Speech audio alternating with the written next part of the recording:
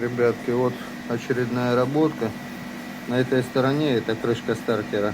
Не было, вернее, ушко было, но он приваривать я его не стал, потому что по хорошему счету это Силмин, и более качественно я считаю, что будет, если сделать наплавочку. Поэтому наплавочку сейчас сделал, полностью сформировал ухо, и теперь сейчас буду выводить его, как он должен быть.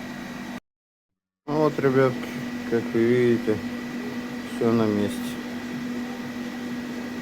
Новая наплавочка. Сама эта запчасть, вот она. Так что будет жить.